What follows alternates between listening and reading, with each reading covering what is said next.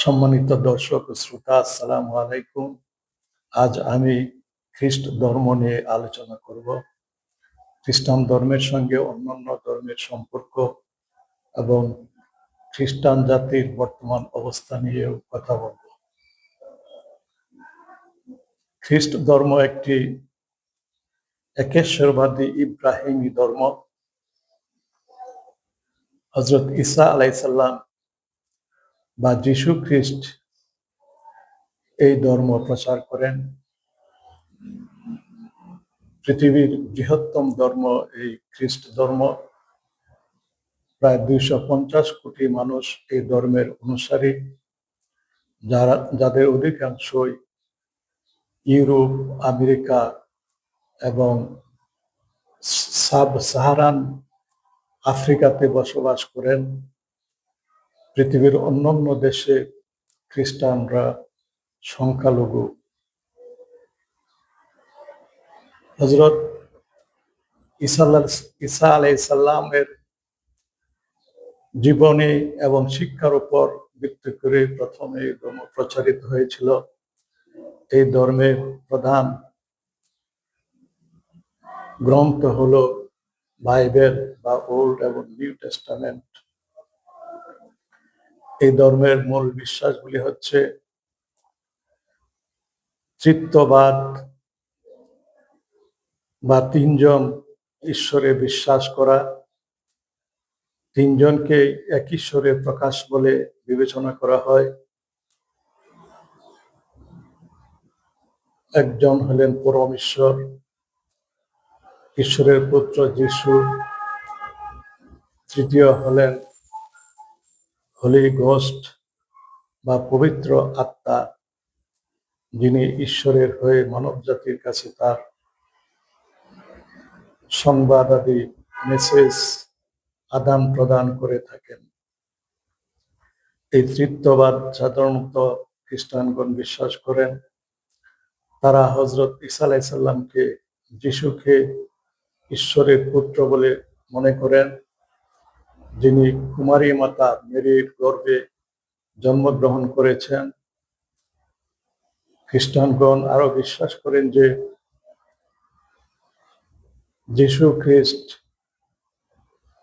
ক্রুশবিদ্ধ হয়ে যন্ত্রণা ভোগ করে মৃত্যুবরণ করে মানব জাতির পাপের প্রায়শ্চিত্ত করেছেন এবং তিনি মৃত্যুর পরও জীবিত হয়ে স্বর্গে আরোহণ করেছেন এবং কিয়ামতের পূর্বে তিনি আবার পৃথিবীতে ফিরে আসবেন। তিনি তখন মানব জাতির বিচার করবেন। পুণ্যাত্মাদেরকে তিনি স্বর্গে এবং পাপীদেরকে নরকে প্রেরণ করবেন।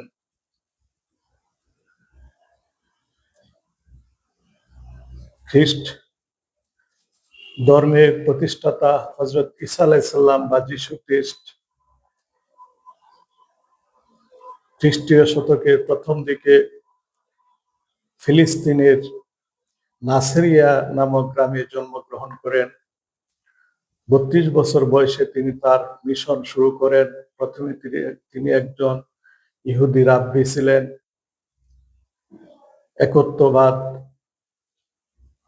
একত্ববাদের উপর ভিত্তি করে এবং ইহুদি শরিয়া পালন করাই ছিল তার মূল ধর্ম। পরবর্তীতে সেন্ট পল এই খ্রিস্ট ধর্মে পরিবর্তন আনেন। তিনি খ্রিস্টীয় 5ম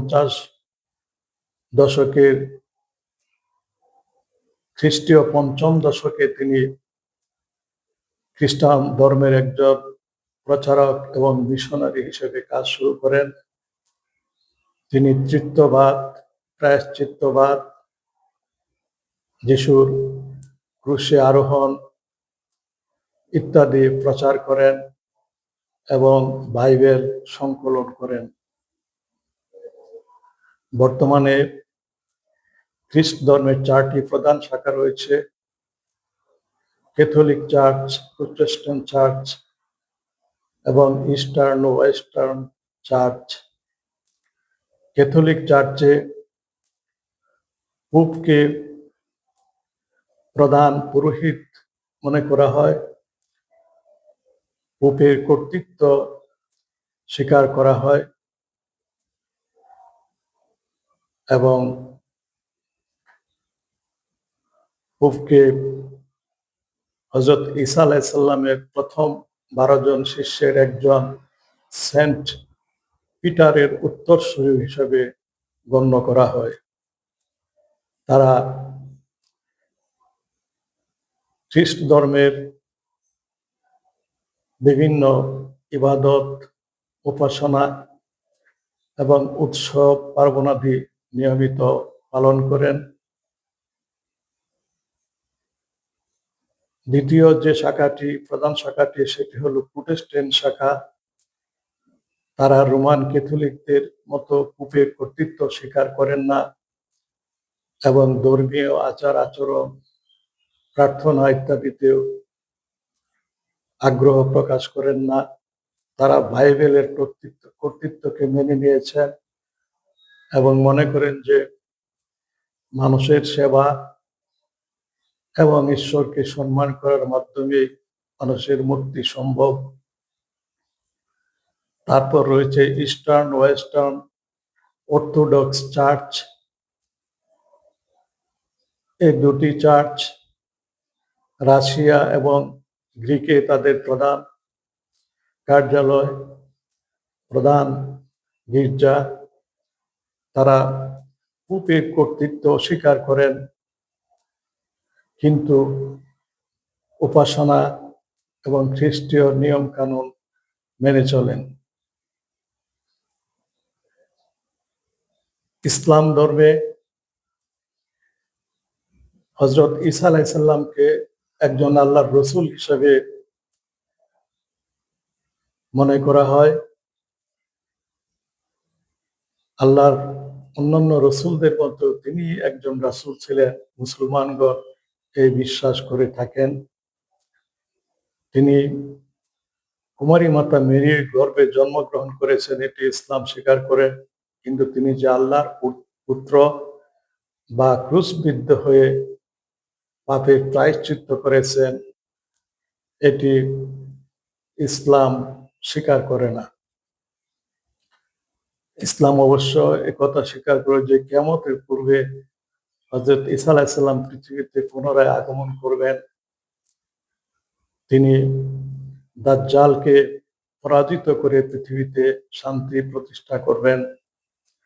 দাজ্জাল হলো একজন মিথ্যাবাদী ও প্রতারক শাসক, যিনি কিয়ামতের পূর্বে পৃথিবীতে আসবেন।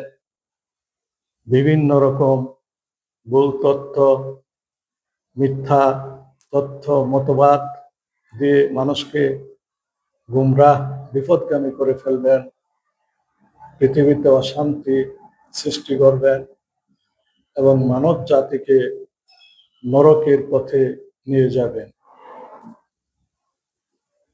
পবিত্র কুরআন বা ইসলাম ধর্মে এই কথা বিশ্বাস করা হয় যে হযরত ঈসা আলাইহিস সালাম কিয়ামতের পূর্বে পৃথিবীতে আসবেন। খ্রিস্ট ধর্মেও এই বিশ্বাস করা হয়। কাজে ইসলাম এবং খ্রিস্ট ধর্মের মধ্যে এখানে একটি যথেষ্ট সাদৃশ্য রয়েছে যে কিয়ামতের পূর্বে তিনি পৃথিবীতে আগমন করে দাজ্জালকে পরাজিত করে পৃথিবীতে শান্তি প্রতিষ্ঠা করবেন। দাজ্জাল মানুষকে প্রতারিত করে নরকের পথে নিয়ে যাবে এবং পৃথিবীতে অশান্তি সৃষ্টি করবে। কাজেই যীশু খ্রিস্ট বা হযরত ঈসা আলাইহিস সালাম যদি পৃথিবীতে কিয়ামতের পূর্বে আগমন করেন, এই বিষয়টা আমাদের কাছে স্পষ্ট হয়ে যাবে যে ইসলাম সত্য ধর্ম না খ্রিস্টান ধর্ম সত্য ধর্ম। কারণ খ্রিস্টান ধর্মে তৃতীয়বাদ বিশ্বাস করা হয়, যেটি পবিত্র কোরআনে ইসলাম ধর্মে শিরিক বলে অভিহিত করা হয়েছে, এবং তিনি মানব জাতির পাপের প্রায়শ্চিত্ত করার জন্য ক্রুশবিদ্ধ হয়েছেন, এটিও ইসলাম ধর্ম অস্বীকার করে। বরং তিনি ক্রুশবিদ্ধ হয়ে রোমান শাসক, প্যালেস্টাইনের তৎকালীন রোমান শাসক তার অলৌকিক কার্যকলাপের জন্য তাকে ক্রুশবিদ্ধ করে মৃত্যুদণ্ডে দণ্ডিত করেছিল, কিন্তু তাকে ক্রুশবিদ্ধ করা সম্ভব হয় নাই। আল্লাহ পাক তাকে আকাশে তুলে নিয়েছিলেন। কিয়ামতের পূর্বে তিনি পৃথিবীতে আসবেন, এবং পৃথিবীতে এসে তিনি স্বর্গরাজ্য প্রতিষ্ঠা করবেন। আমরা দেখতে পাই ঈসাই ধর্ম বা খ্রিস্ট ধর্ম এবং ইসলাম ধর্মে স্বর্গ নরকের অস্তিত্বে বিশ্বাস করা হয়। আধুনিক গবেষণা দ্বারা বিজ্ঞানীরা মহাকাশে স্বর্গ নরকের অস্তিত্ব আবিষ্কার ও শনাক্ত করতে সক্ষম হয়েছেন।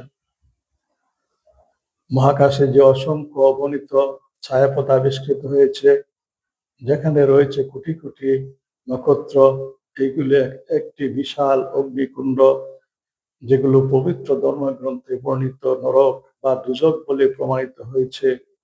এই দুজক রাজ্যের উপরে রয়েছে স্বর্গ রাজ্য। এই দুজক পার হয়ে মানব জাতিকে স্বর্গে যেতে হবে। কাজেই